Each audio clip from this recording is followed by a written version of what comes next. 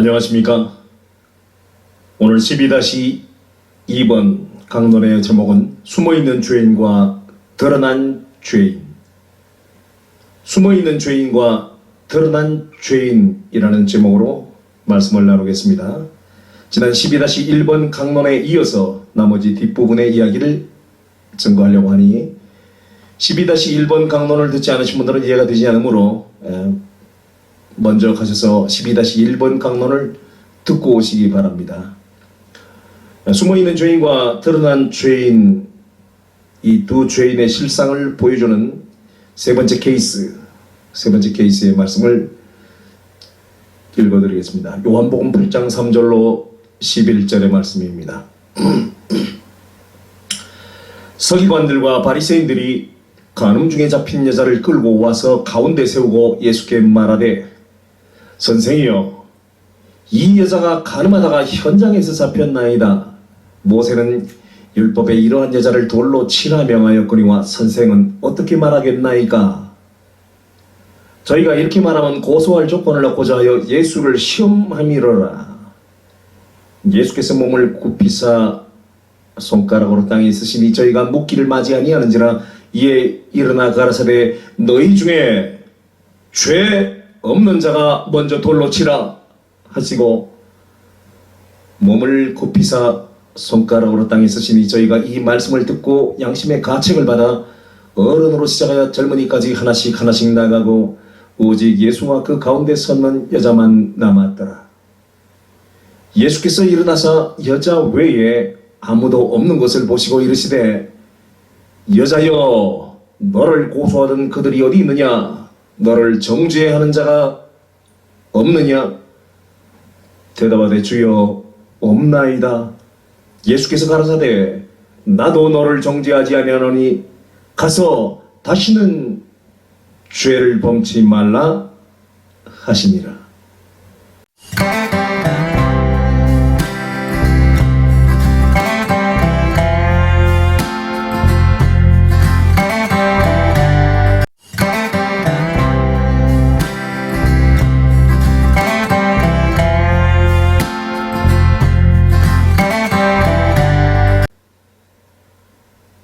예수께서 밤새 감람산에서 기도를 하시고 이른 아침에 성전에 들어가시니 서기관과 바리새인들이 간밤에 간음을 하다가 현장에서 잡힌 여자를 간음하지 말지니라는 율법을 앞세워서 예수님 앞으로 끌고 와서 모세의 법에 간음하다가 현장에서 잡힌 여자는 돌로 치라 했는데 당신은 뭐라 하겠소? 라고 진퇴양난의 질문을 던졌습니다. 돌로 치라면 70번씩 7번이라도 용서하라는 당신의 말은 거짓이었소 하고 다그칠 것이고, 돌로 치지 말라면 모세의 율법을 어긴 자로 고소할 심산이었던 것입니다. 지금 예수님 앞에는 죄를 짓다가 붙잡혀서 끌려온 현행범과 이 현행범을 참소하는 의로운 자들의 무리가 서 있습니다. 이 두 부류의 사람들을 뭐라고 표현하면 좋을까요? 거기에 가장 적절한 표현이 바로 이것입니다. 숨어있는 죄인과 드러난 죄인. 이것이야말로 그 현장을 가장 정확하게 묘사한 표현일 것입니다. 간음을 하다가 현장에서 붙잡혀 끌려온 여자는 드러난 죄인입니다. 그런데 그를 현장에서 붙잡아 성전으로 끌고 와서 예수님 앞에 데려와 간음녀를 참소하는 서기관과 바리새인들은 숨어있는 죄인들이었습니다. 의로움을 자초하며 살기가 등등한 기세로 당장이라도 돌로 내리찍을 기세로 돌을 들고 서 있는 자들 앞에서 주님은 아무 말씀도 없이 땅바닥에 손가락으로 글을 쓰셨습니다. 그리고 나서 너희 중에 죄 없는 자가 먼저 돌로 쳐라 말씀하시니 둘러섰던 살기가 등등한 참소자들이 하나 둘 돌멩이들을 내려놓고 다 도망을 가버렸습니다. 주님은 그날 아침에 땅바닥에 무슨 글을 쓰셨을까요?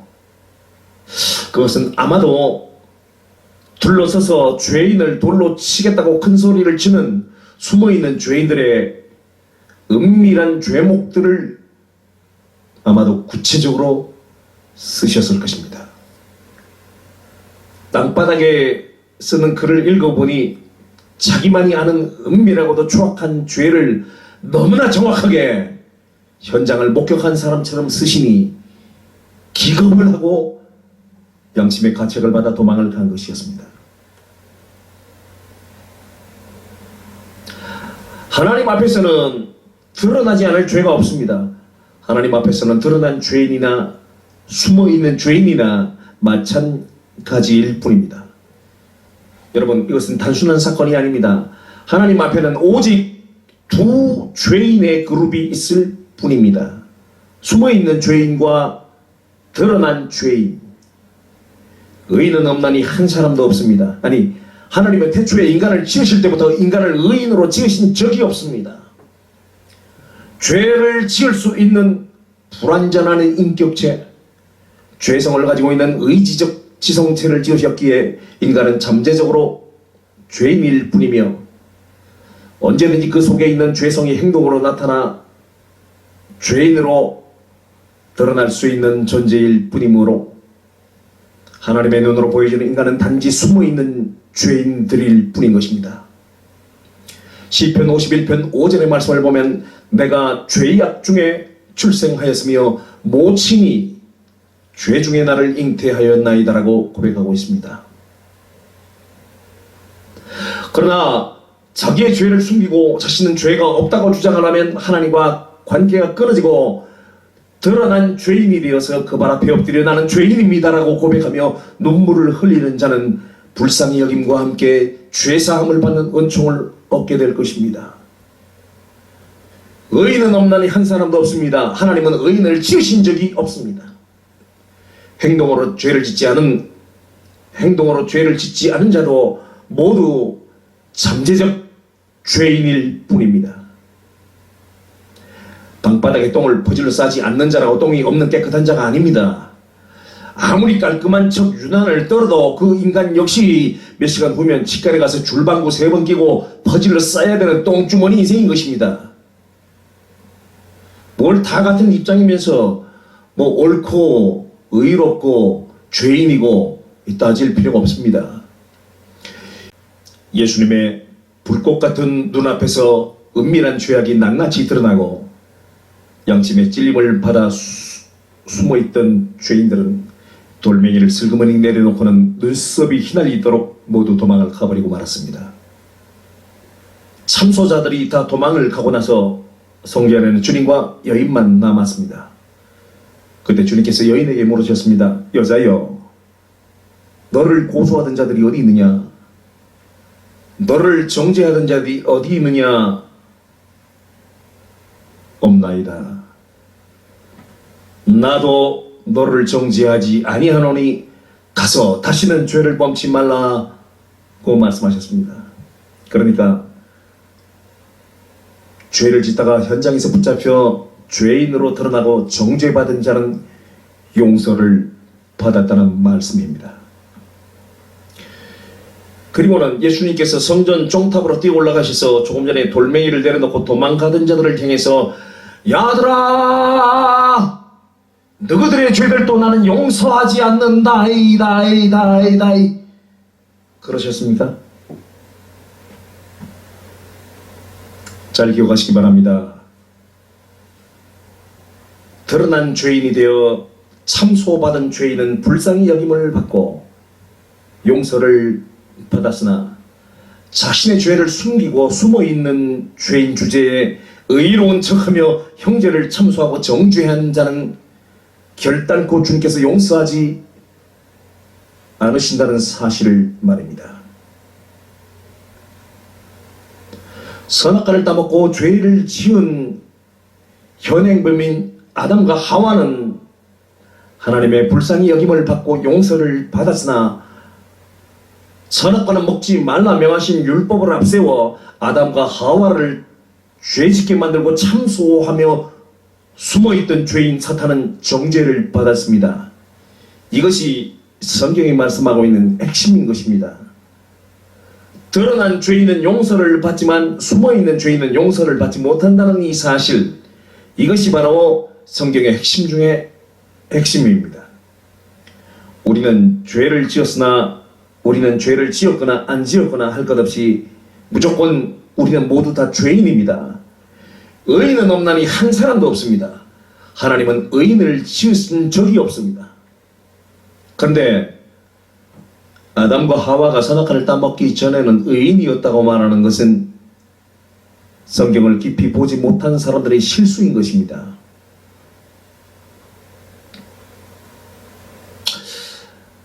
예수님 앞에는 단 두 종류의 죄인이 있었을 뿐입니다.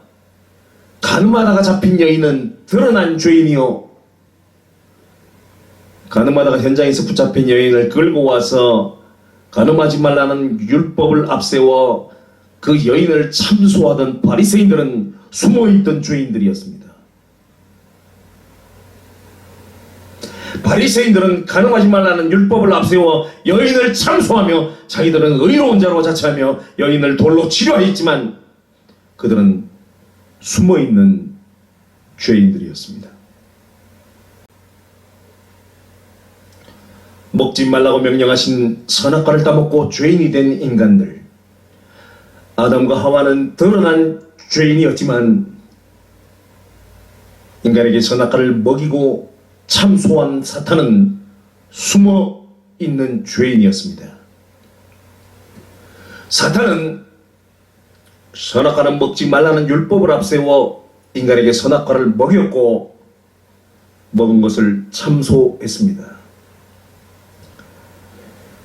위에 두 가지 사건의 맥락이 같습니까? 틀립니까? 성경은 전체가 다 이 이야기인 것입니다. 지금의 구속사 중심의 신학의 전제는 무엇입니까? 선악과는 먹지 말았었어야 했다라는 전제에서 논리를 시작했습니다. 선악과는 절대로 먹어서는 안 되는 것으로 만들어 놓았습니다. 따먹지 말고 의인이 됐어야 했다는 뜻입니다. 그러니까 선악과는 따먹지 말고 하나님 앞에 의인의 모습으로 당당하게 섰어야 했다는 것입니다. 여러분, 이게 도대체 어디서 나온 논리입니까? 성경은 절대로 이렇게 말하고 있지 않거든요.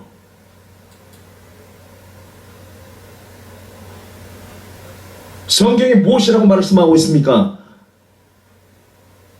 인간은 선악과를 따먹고 죄인이 되도록 예정되어 있었다고 성경은 말하고 있습니다.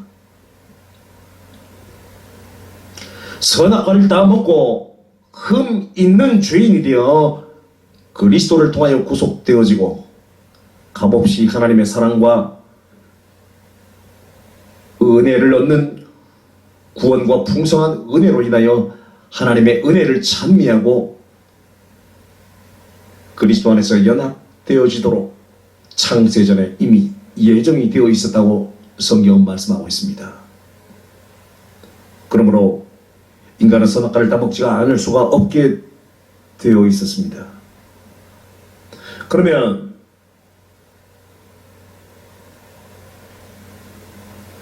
인간이 선악과를 따먹고 죄인이 되어지는 것이 하나님의 의도였다면 따먹지 말라는 말씀은 왜 하셨습니까?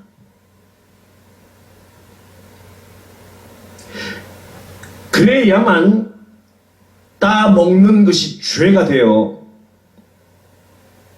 인간은 하나님의 은혜를 덧입게 되는 조건이 만들어지며 따먹게 만든 사탄은 하나님과 인간의 공적이 되어서 심판에 떨어지게 되기 때문에 하나님은 선악과 전략 한 방으로 숨어있는 죄인은 멸하시고 인간은 드러난 죄인이 되어 하나님의 사랑과 은혜를 입히시는 투런 홈런을 치신 것입니다. 죄인을 만들어 놓고 은혜를 입히시는 것이 바로 하나님의 방법이었습니다. 사탄에게는 심판을, 인간에게는 구원을, 하나님은 영광을 선악과를 먹지 말라라는 하나의 명령으로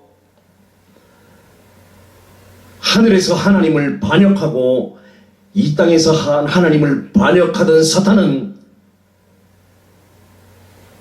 선악과를 먹지 말라는 그 명령에 도전하는 사탄이 하나님의 심판에 걸려 멸망에 떨어지게 하시고, 사탄의 꼬임을 받아 선악과를 따먹고 죄인이 되어버리고 죄인으로 드러난 인간에게는 하나님의 은혜와 사랑과 구원을 입히시고, 하나님은 이 선악과 명령 하나를 통해서 인간에게는 구원을, 하나님을 반역한 사탄에게는 심판과 멸망을 던짐으로써 하나님만이 유일하신 참신이시요 하나님은 그 어느 누구에게도 모독을 당하지 아니하시는 분이시라는 하나님의 지존과 영광을 드러내신 것입니다.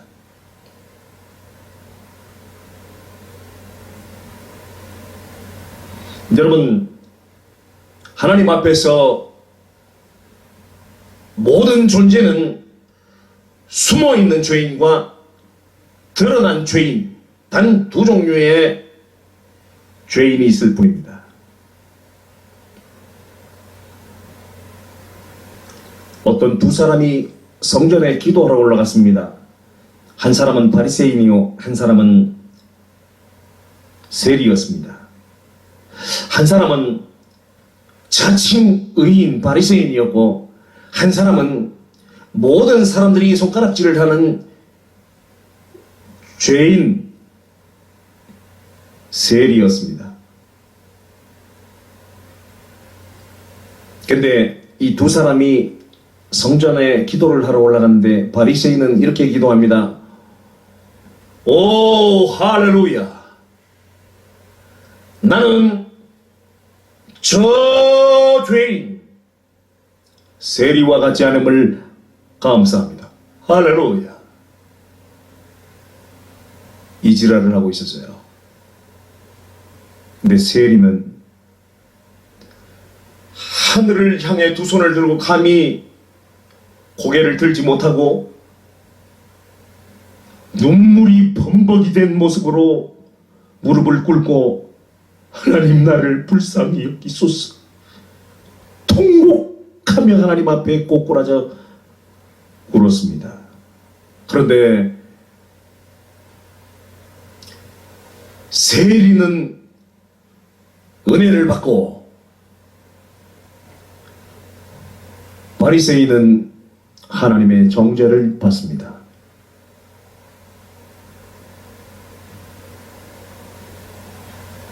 성경이 일관되게 말씀한 바는 하나님 앞에 죄인의 모습으로 서야 은혜를 입는다는 것입니다. 선악과는 먹지 말았어야 했습니까? 그랬다면 바리새인 같은 기도는 할 수 있었겠죠. 오 할렐루야, 나는 선악과를 먹지 않았습니다. 나는 선악과를 먹지 않았습니다. 이런 기도는 할 수 있었겠죠. 여러분, 이것이 정녕 하나님께서 원하시는 모습이었을까요? 아니면 선악과를 다 먹고 나서 하나님 앞에 꼬꾸라져 하나님 나를 불쌍히 여기소서, 나는 죄인입니다 라고 통곡하며 꼬꾸라지는 모습을 원하셨던가요? 당신은 지금까지 평생을 선악과는 먹지 말았었어야 했다는 전제에서 성경이 이야기를 하셨지요. 당신은 수많은 영혼들을 혼란에 빠뜨리고 수많은 영혼들을 멸망에 빠뜨린 것입니다.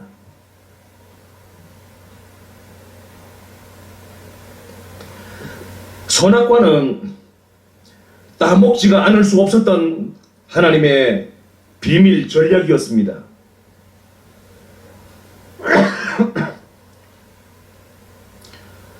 선악과는 인간이 따먹지 않을 수가 없었던 하나님의 비밀 전략이었습니다. 왜요? 인간에게 은혜를 입히시려고.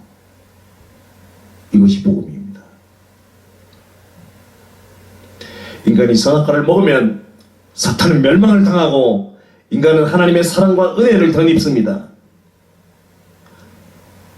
그리고 사탄이 멸망함으로, 그리고 사탄이 인간의 발 아래 깨어짐으로 하나님은 인간을 통해서 영광을 받으시는 것입니다. 이것이 성경이 말하고 있는 복음입니다. 이렇게 성경을 풀어야 성경의 앞뒤가 맞아 들어갑니다. 여러분들이 알고 계신 것과 많이 다르시죠? 머리에 쥐가 납니까? 걱정하지 마십시오. 여러분들의 눈이 완전히 열릴 때까지 제가 계속 여러 각도로 설명을 해드리겠습니다. 지금 교계의 심각한 문제점이 무엇인지 아십니까? 목사님들의 설교나 길거리 전도자들의 다양한 형태의 전도 방법의 문제점이 무엇인지 아십니까? 사탄을 던져넣을 지옥 불구덩이로 만들어 놓은 이 지구를 인간을 위해 만든 낙원이라고 말하며 사실이 아닌 것을 사실로 만들어 설명하고, 인간이 선악과를 따먹어야만 사탄을 심판하시고자 하신 하나님의 뜻이 이루어지고 인간은 하나님의 사랑과 은혜를 경험하게 되고 사탄은 멸망을 당하게 되는 세 가지 하나님의 비밀 전략을 이루는 것이 선악과인데, 그 선악과를 인간은 절대로 먹어서는 안 되는 것으로 만들어 놓고 인간이 선악과를 따먹고 죄인이 되었는데, 하나님이 독생자 예수님을 보내어 인간의 죄를 대속해서 구원의 길을 열었다라고 하는 엉터리 구원론 복음을 전한다는 것이 문제입니다. 여러분, 성경을 바로 증거하고 바로 전도를 하려면 그 엉터리 죄론을 이야기할 것이 아니라 인간이 어떤 존재인가 하는 인간의 존재론부터 증거를 해주어야 복음을 받아들이기 아주 쉬운 합리적인 설득력을 가지게 된다는 사실을 알아야 합니다.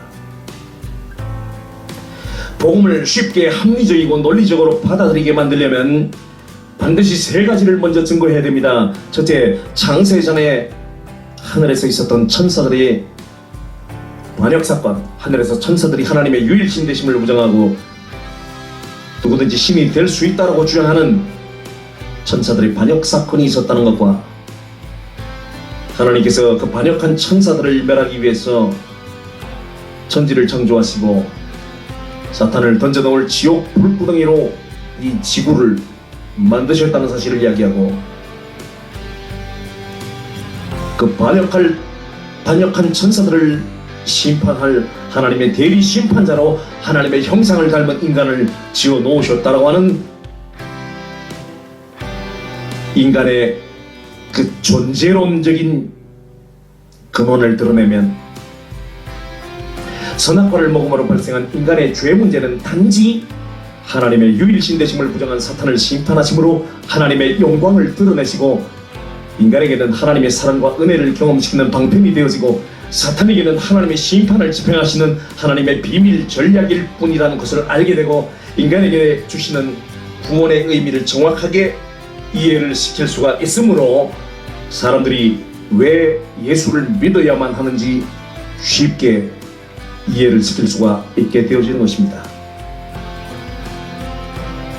If you don't realize Heavenly Father's will while you are alive, you will realize it after you stand in front of final judgment after you die. By that time, it was already too late. There is no chance. 당신이 살아있을 때 하늘에 계신 아버지의 뜻을 깨닫지 못한다면 당신은 죽은 후에 최후의 심판대 앞에 서서 그 사실을 깨닫게 될 것입니다. 하지만 그때는 너무 늦었고 기회는 없습니다.